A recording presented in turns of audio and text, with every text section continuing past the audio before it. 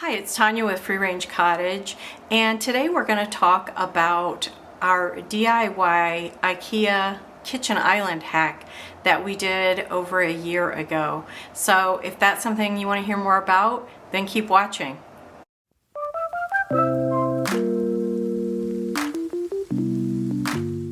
Our YouTube channel has been around for a little over a year, and our most popular video is this DIY island, and it's made with IKEA cabinets, and we thrifted the top and put some shiplap on it. And I think it's a good reason for it to be the most popular because everyone's looking to improve their kitchens on a budget. And I can tell you that this was not the least expensive thing that we did in our budget kitchen remodel, but it is definitely my favorite. And I'll show you some reasons why. First off, the drawers. We chose the drawers because they hold so much versus cabinets that you have the doors and just some little small drawers on the bottom, because everything just comes right out to where you're at. And this hidden drawer within these IKEA cabinets is just phenomenal. We keep our knives in there, and these knife holders are also from IKEA. And instead of just a drawer full of knives that are just banging around on each other, it's fantastic. I have my little steak knives in a container here. I'll probably pick up another one of these knife blocks. I have some little espresso cups in here, and you'd be surprised how much just these little, seems like skinny hidden drawer, but it holds so much and doubles your space really. And they're the soft close. And in the silverware drawer, again, my silverware container is from IKEA and it's huge. And this container also is from IKEA. It's got sort of a little rubber bottom in it there, so things don't slide around as badly. But you can see knife sharpeners, scissors, all the essential straws. And instead of it just floating around loose in a drawer, it's all organized, and I just love that. And I love the soft close. In our second drawer here, I've got all kinds of cooking utensils, and even though there are a lot of them, we're able to easily find them, and they're not just all jumbled together in a drawer and you know, we're having to dig them out. Plus, it's a lot easier when you're emptying the dishwasher to have a place for everything.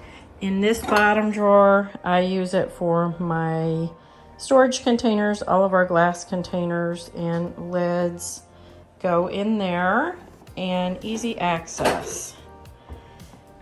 And on this side, we've got less used utensils. I've got some tea items and just some little serving dishes and baking dishes that we don't use as often, but then they're just at easy reach whenever we need them.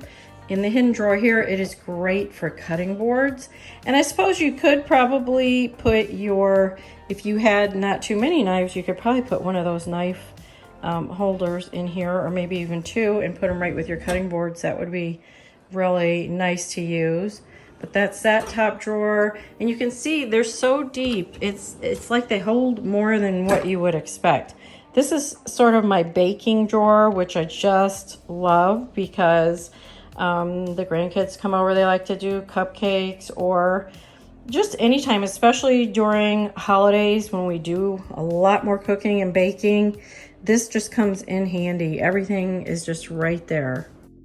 And then the last drawer holds all of our bowls, and you can see we have a lot, and it just is stacked in there. It seems like you can't put it too tall.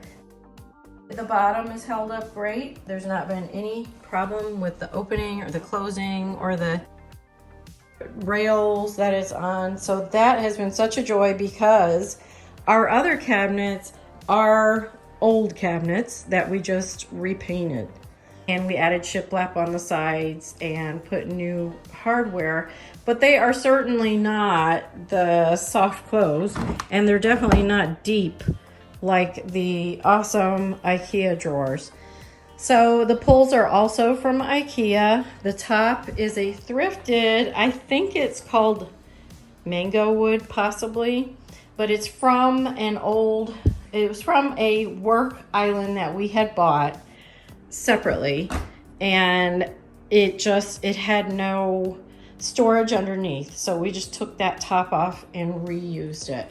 And then the back, we brought an overhang, and you can see we put shiplap there also, and brought the shiplap out far enough that we could tuck some bar stools under there, and it makes it really, really usable. I say this is my favorite piece in my kitchen because I just don't know what I would do without it. If I were to take all of that out and put it on the floor, there is no chance possible that I could fit all those things in the scrawny little drawers that I have that are my older drawers, or in the cabinets. My cabinet space is really taken up. So Ikea has some really nice options of ready-made islands, but we needed something bigger, and I wanted closed storage since we were having open shelves elsewhere.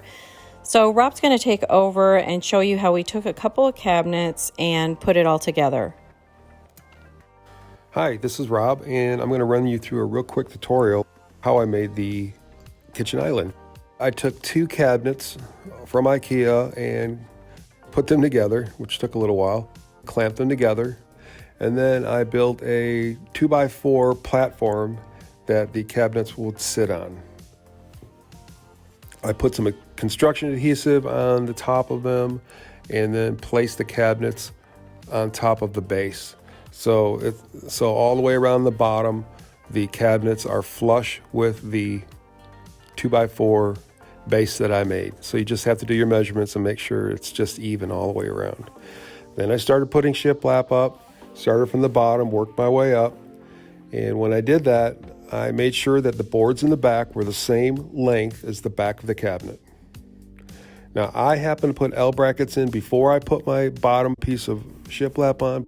I drilled right into the tile, but you probably don't have to. That's your choice, because I know that some people don't like to mess up the floor, but in this case I didn't mind.